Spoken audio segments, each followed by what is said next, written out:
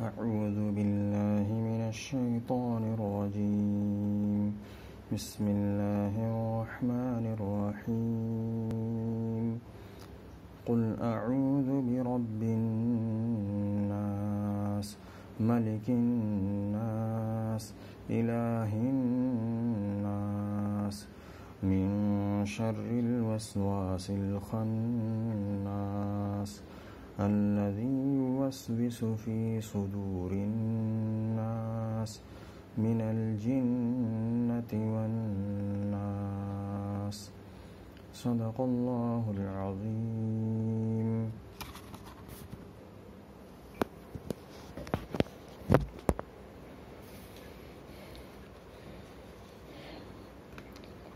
قرآن کریم کی یہ آخری صورت ہے.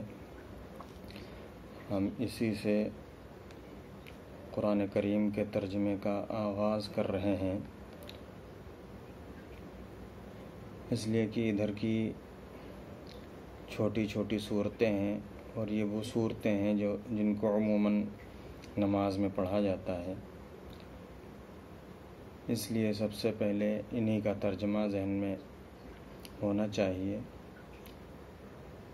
اور یہ بھی ہے کہ جب 30واں پارہ اگر اچھی طرح سے الفاظ اور ترکیب وغیرہ پر غور کر کے اچھی طرح سے پڑھ لیا جاتا ہے تو دوسرے پارے آسان ہو جاتے ہیں. اور ادھر آخر کے پاروں میں کچھ الفاظ بھی زیادہ ہیں، نئے الفاظ جو عموماً طالب علموں کے ذہنوں میں نہیں ہوتے ہیں، اس لیے اس کی رعایت کرتے ہوئے یہیں سے شروعات کی جا رہی ہے.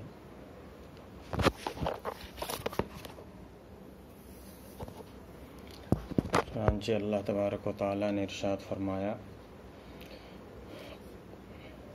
قل اعوذ برب الناس. سب سے پہلے تو لغات. قل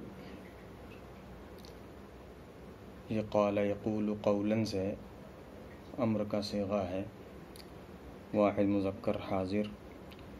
یہ اصل میں بنا ہے تقول، واحد مذکر حاضر. مضارع سے علامت مضارع ہٹایا، اس کے بعد دیکھا تو متحرک ہے، اس لیے حمزہ وصل لانے کی ضرورت نہیں رہی تو بچہ قول، اور آخر کو ساکن کر دیا.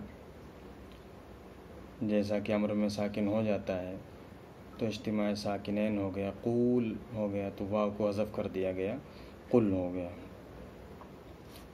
عاذ یعوذ، عاذ بفلان من شیء، کسی کی پناہ لینا کسی چیز سے. عاذ یعوذ عیاذاً، پناہ لینا. رب اس کی جمع ارباب، اور رب جب اللہ تعالیٰ کے لیے بولا جائے تو اس کی جمع نہیں ہوتی ہے، پروردگار.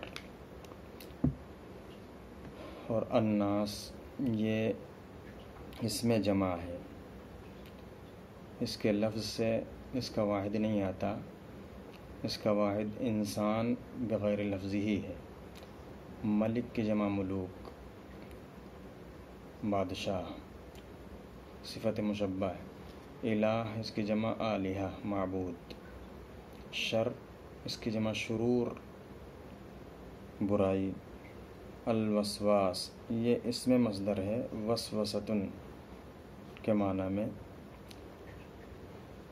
وسوسہ ڈالنا، لیکن یہاں پہ وسوسہ ڈالنے والے کے لیے استعمال ہوا ہے مبالغے کے طور پر. جیسے کہا جاتا ہے زید عدل، زید عدل ہے یعنی سراپا عدل ہے، بہت زیادہ عدل کرنے والا، مبالغے کے لیے. اسی طریقے سے وسواس بہت زیادہ وسوسہ ڈالنے والا، مراد شیطان ہے. خناس اس کے معنی پیچھے چھپنے والا، یہ خانہ یخنسو سے ہے، مبالغے کا صیغہ پیچھے چھپنا.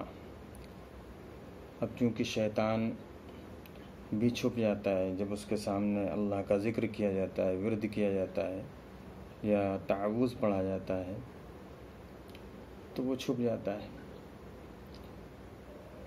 وسوسہ یوسوسو، وسوسۃً، اس کے معنی وسوسہ ڈالنا۔ صدور، صدر کی جمع سینہ۔ جنتن، جنہ جنیون کی جمع ہے، جنات، جناتوں کا مجموعہ۔ تو ترجمہ ہوا، بسم اللہ الرحمن الرحیم، میں شروع کرتا ہوں اللہ کے نام سے جو بڑا مہربان اور بہت رحم والا ہے۔ قل، آپ کہہ دیجئے، میں پناہ لیتا ہوں سب لوگوں کے رب کی، سب لوگوں کے بادشاہ کی، سب لوگوں کے معبود کی، وسوسہ ڈالنے والے کے شر سے، جو پیچھے ہٹنے والا ہے، جو لوگوں کے سینوں میں یا لوگوں کے دلوں میں وسوسہ ڈالتا ہے، چاہے جناتوں میں سے ہو چاہے آدمیوں میں سے ہو۔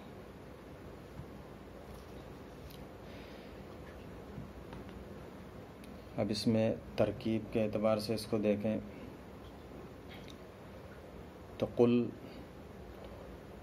فعل، انت ضمیر فاعل ہے، یہ مل کے قول ہو گیا۔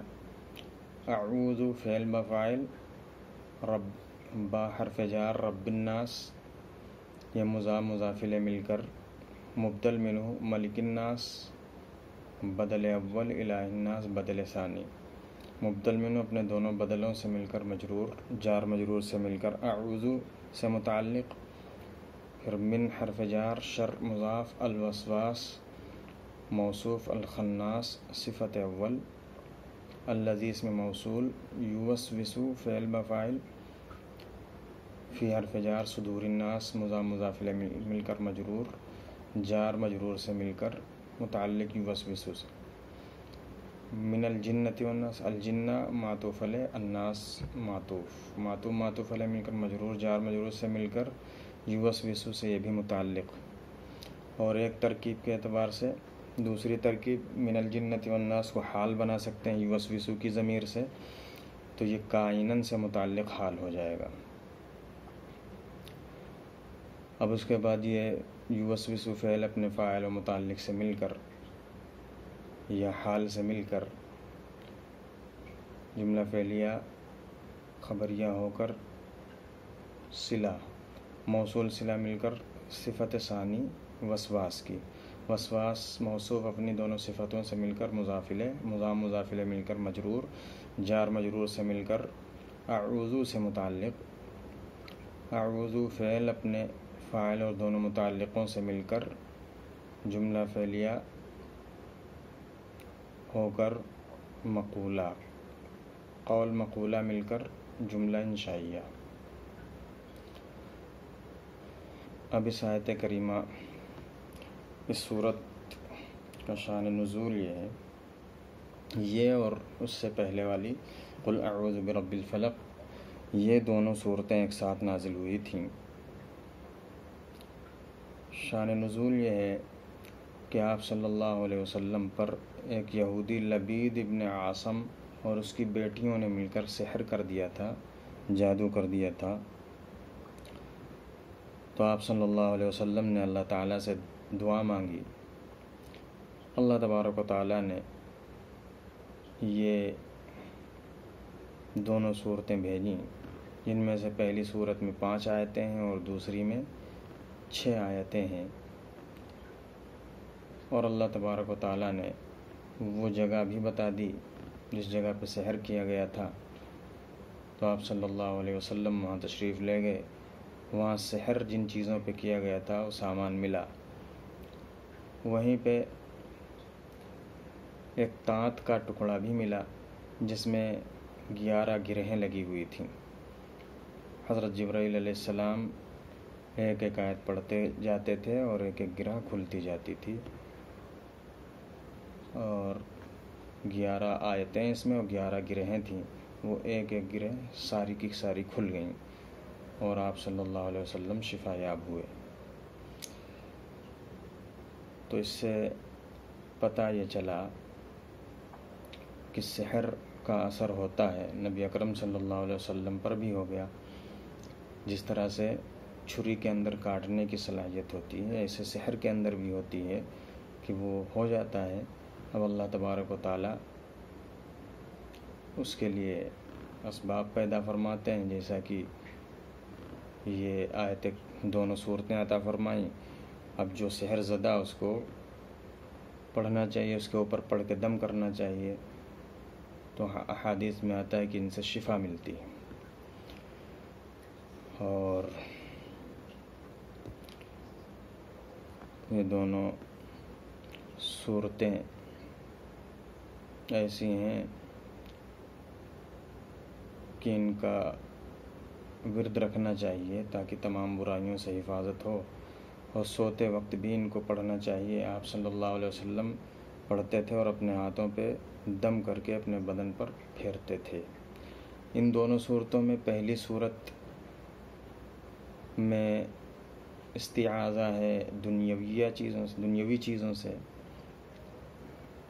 یعنی پناہ مانگی گئی ہے، اور دوسری میں اخروی، اور وہ ہے وسوسے شیطانیہ، مضرات اخرویہ سے پناہ مانگی گئی ہے، کیونکہ جب شیطان کا وسوسہ دل میں پڑتا ہے تو اس سے آخرت کی مضرت حاصل ہوتی ہے، یعنی انسان بھٹک جاتا ہے تو آخرت میں اس کا نقصان ہے۔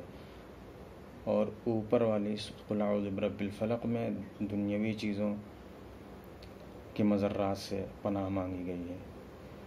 تو آج بس ایک ہی صورت پہ اکتفا کیا جاتا ہے، آئندہ انشاءاللہ دوسری ہوں گی۔